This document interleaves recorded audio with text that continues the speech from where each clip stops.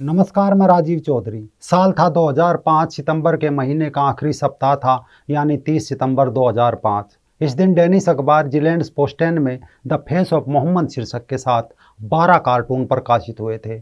इन 12 संपादकीय कार्टून में अधिकांश में मोहम्मद को दर्शाया गया था। ये तस्वीरें डेनमार्क के अखबार में छपी थी। छापने वाले संपादक थे कर्ट वेस्टगार्ड।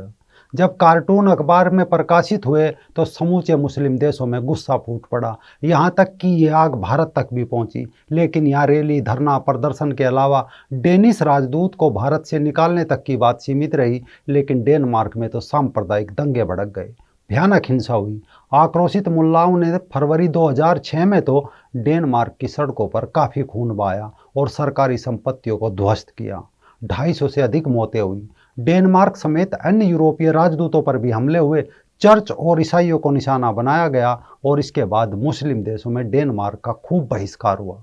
सऊदी अरब, ईरान, पाकिस्तान, मिस्र, Indonesia, Algeria, Bosnia, Libya, Morocco, Iran एक सुर में बोल रहे थे। लेकिन डेनमार्क डरा नहीं और इसके बाद फिर अखबार ने इन कार्टूनों को प्रकाशित किया। धीरे धीरे मामला दब चला।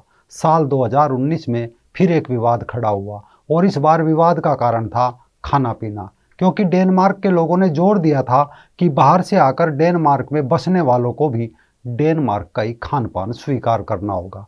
स्कूल में दोपहर को राई ब्रेड और सुअर के गोश्त का इंतजाम किया जाने लगा।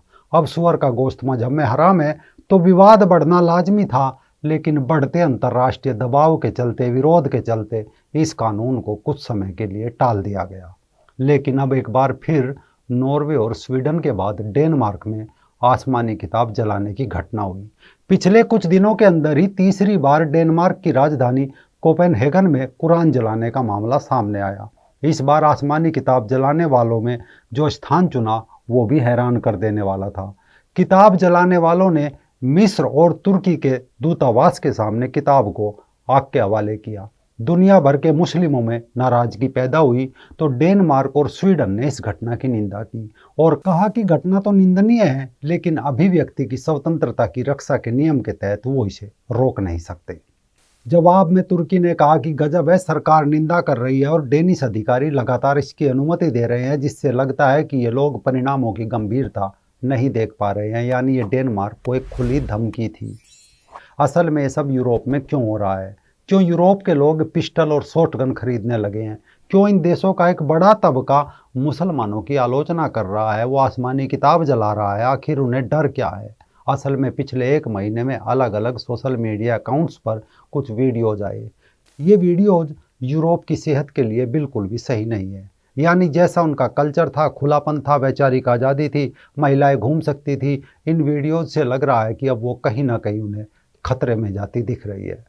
ये आज से 21 साल पहले न्यूयॉर्क पोस्ट में डेनियल पाइप्स द्वारा लिखा गया लेख है। इसका शीर्षक था डेनमार्क में कुछ तो गड़बड़ है।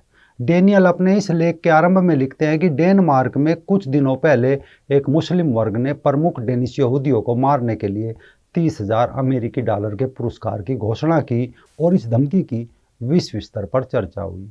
इससे आगे डेनियल लिखते हैं कि डेनमार्क की कुल 54 लाख जनसंख्या में मुस्लिम मात्र 4% है। यह आज से 20-21 साल पहले की बात है, परंतु देश के 2 सिद्ध बलात्कारियों में बहुमत उन्हीं का है। और ये अत्यंत ज्वलनशील मुद्दा इसलिए है कि सभी महिलाएं पीड़ित गैर मुस्लिम हैं।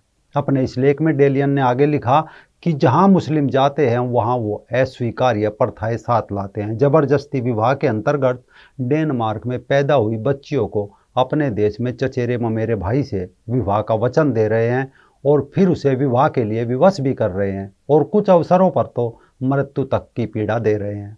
दूसरा खतरा, इस्लाम छोड़ने वाले मुसलमानों को जान से मारने की धमकी दे रहे हैं। इसका उदाहरण देते हुए डेनियल ने लिखा कि एक कुर्द महिला ने ईसाईयत को अपना लिया और सार्वजनिक रूप से बताने लगी कि उसने अपना धर्म क्यों बदला, तो उसे बुर्का पहनना पड़ा और अपनी पहचान छुपानी पड़ी। यह सब उसने अपने जीवन के समाप्त होने के भय से किया, ना कि इस्लामिक प्रथा के सम्मान में।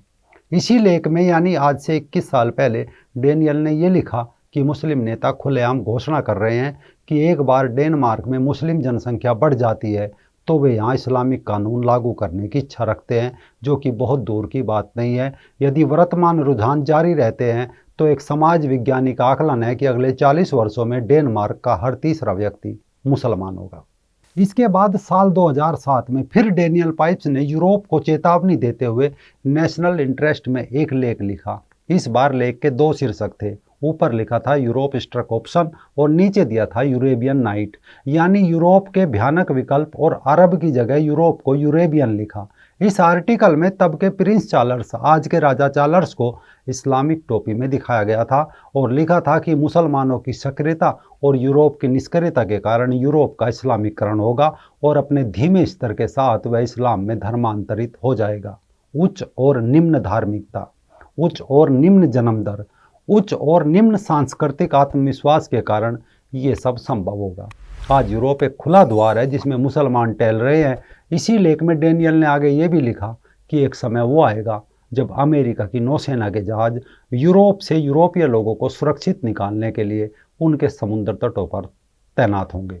डेनियल ने यूरोप की यह दशा साल 2007 में लिखी थी। अब आज का ब्रिटेन की दशा देख लीजिए।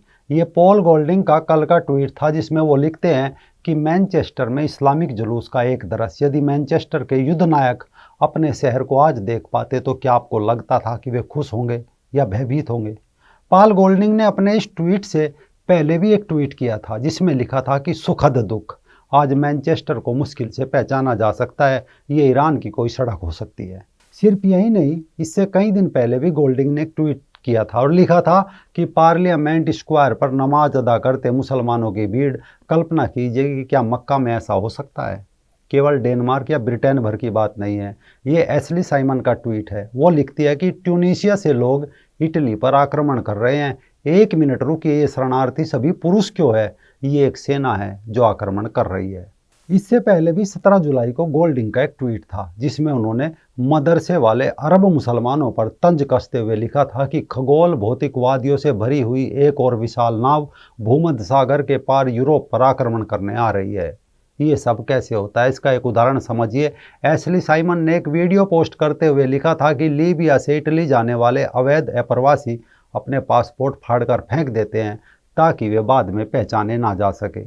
इसी दौरान पॉल गोल्डिंग ने एक अन्य ट्वीट में जर्मनी की दशा को दिखाते हुए लिखा था कि जर्मनी में अपने शहर में बहुसंस्कृतिकवाद के परिणाम देखकर रोते हुए एक जर्मन महिला। इससे पहले एलेक्स मरोला का भी एक ट्वीट था जिसमें उन्होंने लिखा था कि मुसलमानों की सेना कुरान लेकर साइप्रस से मार्च कर रही है, इस्लामिक युद्ध घोष अल्लाह अकबर चिल्ला रही है। और ब्रिटेन फर्स्ट नाम से एक ट्विटर हैंडल ने ट्वीट किया था कि अवैध अप्रवासियों का एक और नाव ब्रिटेन की ओर बढ़ रहा है, इसमें कोई महिला या बच्चा नहीं, कोई आश्चर्य की बात नहीं कि ये सब आक्रमणकारी है। मैं नासा के इन इंजीनियरों के हमारे देश में आने का इंतजार नहीं कर सकता, अब हमें मिलकर सोचने की ज़रूरत है। केवल 2-4 ट्वीट या आर्टिकल नहीं, आज से 20 साल पहले जब डेनियल ने लेख लिखे तो डेनियल को यूरोप के लोगों ने खूब खरी खोटी सुनाई थी। कहा था कि यहाँ सब ठीक है, ऐसे आर्टिकल लिखकर आप हमें सिर्फ डरा रहे हो।